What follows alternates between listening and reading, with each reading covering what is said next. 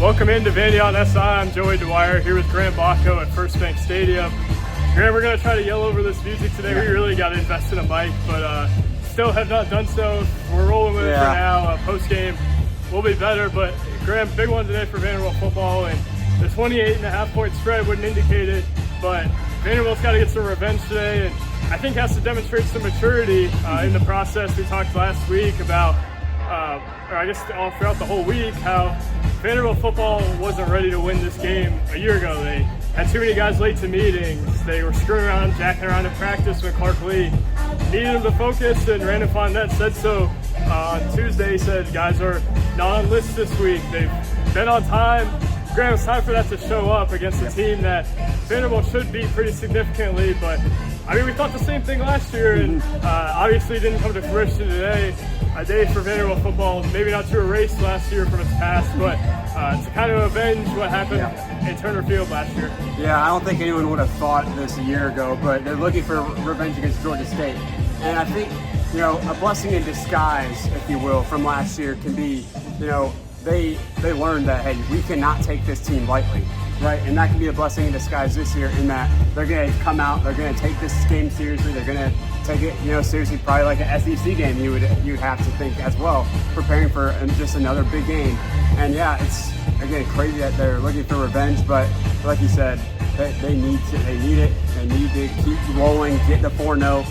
If we want to start talking about, SEC, championship type team, playoff possible contender, this is a must win.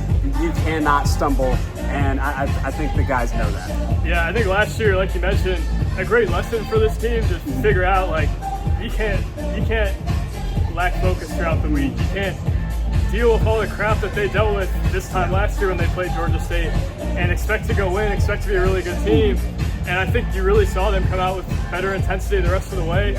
I think today is an opportunity to maybe show that they've grown up a little bit as a program. And it's, Graham, I mentioned this during the week a couple times. It's never been an issue of Vanderbilt's not talented enough to beat Georgia State, or Georgia State is just going to execute so much better on the perimeter. It's got more playmakers. It's a matter of, does Vanderbilt want to come out and win this game badly? I don't think it wanted to do that last year. I think last year, Marshall Hyde mentioned this on Tuesday, they came out and they thought, this is easy. We can go beat Georgia State. We beat Alcorn State by 55. We beat Virginia Tech 2 weeks ago. This is nothing. It certainly wasn't nothing. I don't think they're thinking this way this year. And man, if they can come out and take care of business the way that we thought they should have last year, I think that tells you this is a program in a much different spot that's actually ready to compete at the level we think they are, rather than maybe just be an up and down group that has some flashes in the pan. Yeah, this is a new opportunity for Vanderbilt to show this is a new era. This is truly a new era of Vanderbilt football. Is, can you, number one, get revenge, and number two, do it in a way that you don't make your fans have a heart attack by the end of the night.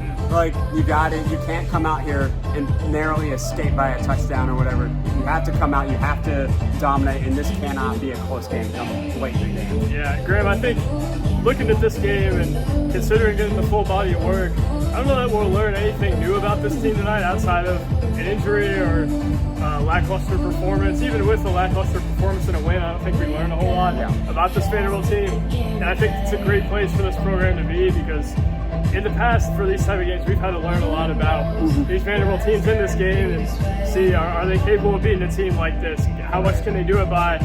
We know Vanderbilt can do it. It's a matter of, will Vanderbilt be able to do it? I think a big key here, can Vanderbilt find any way to slow down Ted Hurst? They talked a lot about the week. Clark Lee said he might be the best receiver they faced at this point. Grant, last time I checked, Nick Harbor's pretty good. Virginia Tech's got some good receivers as well, even if they haven't produced. It's a big honor from Clark Lee. Ted Hurst might be the best one. He's physical, he's athletic. He went for 128 yards on Vanderbilt last year, 2 touchdowns, including a big one late in the game. Vanderbilt's got to find a way to slow him down. Yeah, I'm sure Clark Lee made that the number one point of emphasis going into this week of practice. You cannot let a guy, now all due respect, I'm sure he's a great receiver, but when you have a team like Georgia State, you cannot let him get over 100 receiving yards on you and score multiple times. You cannot let that happen with a team like Georgia State. So, again, I think a guy like Ted Hurst, you're going to have to account for him. I'm sure Clark Lee will account for him. And, Georgia State, they're a team where we've seen in recent years give SEC teams trouble where, they've gone to Tennessee, they've beat Tennessee, they've gone to Auburn, nearly beat Auburn, they beat Vanderbilt last year. And then, of course, this year, Ole Miss blew them out. And I think that's sort of the kind of game you're going to want to see from Vanderbilt tonight. Yeah, and here's the thing, too. As much as we talk about Ted Hurst and TJ Finley and how dangerous the Georgia State team can be, it's only a win against Murray State, and it was an impressive performance, right? I think Ted Hurst had by far his best game of the year. He had like 172 yards or something crazy. TJ Finley, kind of his coming out party at Georgia State. Ole Miss beat him by 50-something points. Memphis beat him by, I think, dang near 20. Yeah. I think that's a big deal, Graham. I don't think this team is as good as it was last year, and I think the 28.5-point spread indicates that, as well as the home field advantage Vanderbilt will have tonight. A sold-out crowd, and man, I don't know that that's getting enough attention. Charleston Southern sold out. It's the opener. You kind of expect that. People care about this game, though. Vanderbilt comes in here, a lot of buzz. First time it's been ranked for a home game in a while. Obviously, last year beat Ball State and then came back ranked. But man, Graham, their stock is high, and I expect to see that with a big crowd tonight and an energized crowd that wants revenge as well as this Vanderbilt team. It's not going to be a social hour. I think Georgia State's probably going to hear it, and that's a sign of development as well. Yeah, exactly. And you mentioned it, the buzz around campus and around this school just keeps growing week by week. And, coming off a dominating win last week, the buzz just kept growing. We got another sellout tonight. We'll see what happens tonight. We could have back-to-back sellouts going into next week. We'll see how that turns out. But, yeah, just the momentum and the energy around the program right now is something that we have not seen in a long time from this program. And Vanderbilt, I believe that they have not been ranked this high since they were number 13 back in 2008. And who knows, maybe if they continue to win, maybe they could get up to number 13 or higher than that. We'll have to see. But again, the buzz and the energy is pretty cool to see. Grant, last thing before we get out of here. Actually, I got two things. I always lie and say it's the last thing. It's never actually. Talk offense for a little bit. I think they're going to be pretty conservative with Diego Pavia tonight. Not that they're going to have him on a snap count or pull him early, but I don't think they want to take in a whole lot of hits. Some rumblings, if there's maybe something going on with the shoulder. I don't know if that's a huge deal at this point. I think there's always something going on with everybody right now, and who knows how much he's actually dealing with at this point. Clark hasn't said anything about it. There really hasn't been a whole lot made of that, but I just think they're going to try to keep him away from hits as much as they can, or at least they should. Yeah. I'm still going to guess he'll lead block once or twice, but guessing not a whole lot of designed quarterback runs. They'll probably try to keep him in the pocket, facilitate a little bit, and again, they're better equipped to do that because of their receivers. Moving on to the defense, I don't even think there's a whole lot more to discuss on the offense. It's going to be pretty conservative, try to get in and out of here. Defensively, man, they've been more dominant than people realize at this point. 17 points given up through 3 games, really haven't given up anything. In the second half, besides, like we mentioned, Gabe Giardina and Charleston Southern wanted to kick their field goal in the last second. Good for Coach. Good for him getting those points. But screws up Vanderbilt's numbers and the compelling stat we would have not a point in the second half. I think that's where you really look tonight and say they do have some talented guys on offense. I would learn a little bit about Vanderbilt's defense if they can shut it down tonight. Yeah, for sure. Vanderbilt's defense just gets better as the game goes on.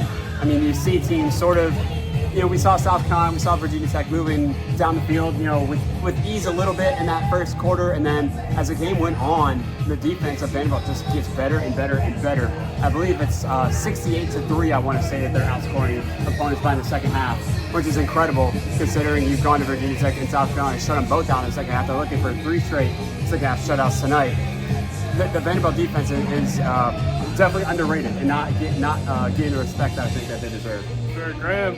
Before we get out of here, one last thing, promise. Issa Wataha questionable today. Maybe not labeled as that, but that's generally the sense we've gotten is that he's questionable. We'll monitor him in warm-ups today. And I wouldn't be surprised if they either take him light on him today or pull him out. I don't think it's a dire injury or anything like that. Otherwise, I think they're fine. Interesting storyline there, how his health progresses. But Graham, if Vanderbilt does what it's supposed to and has the appropriate intensity, appropriate focus, gets a significant win that maybe tells us they've matured a little bit. We got to see it here, though, at First Bank Stadium. In less than 2 hours, Vanderbilt takes the field. I'm Joey Dwyer. He's Graham Bacco. We'll be back post-game. Thank you guys for watching. God bless. We'll talk soon. See ya.